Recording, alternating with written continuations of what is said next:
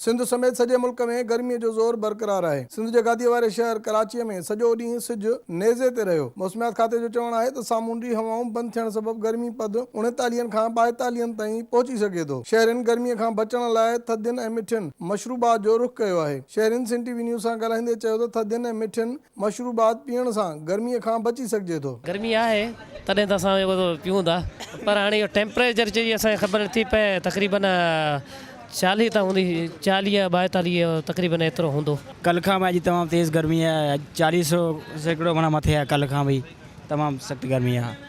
इनमें तमामु असां इन करे जूस पिया दूँ गर्मी की वजह से। बहुत दूर से आ रहे हैं बाइक पे, इतनी गर्मी हो रही है, गरम गरम हवा लग रही है बाइक पे, ठंडा जूस पीने आए हैं इधर। शरबत पीना है, ठंडा पीना है, घोटा पीना चाहिए, अल्लाह आपका गन्ने का शरबत पीना चाहिए, सर को ढांपना चाहिए। बिल्कुल जल्दी में हम काम पे जा रहे थे, कपड़ा नहीं लिया, इससे जल्दी में निकल गया फिर काम। गर्मी बहुत है, शदीद गर्मी है, आवाम परेशान है। यहाँ देखें रश लगा हुआ है, शरबत पी रहे हैं, खालिद शरबत है गन्ने का, जो कि कल भी गर्मी थी, कल से बहुत ज़्यादा गर्मी आज है। आवाम बहुत परेशान है। ये जूस पीने से तो है ना थोड़ा सा आराम आ जाता है। सर पे तो रखना चाहिए, मतलब इतना गीला कपड़ा भी नहीं रखना चाहिए, इससे बीमारी हो जाती है। मौसमियात खाते जो चवणु आहे त शहरी गर्मीअ दौरान गैर ज़रूरी तौर घरनि खां ॿाहिरि निकिरण खां पासो कनि। गर्मी पद वधी वञण करे शहरनि थधियुनि तोड़े मिठियुनि मशरूबात जो रुख़ कयो आहे। शहरनि जो चवणु आहे त थधियुनि तोड़े मिठियुनि मशरूबात पीअण सां ई गर्मीअ जो ज़ोर टुटी सघे थो।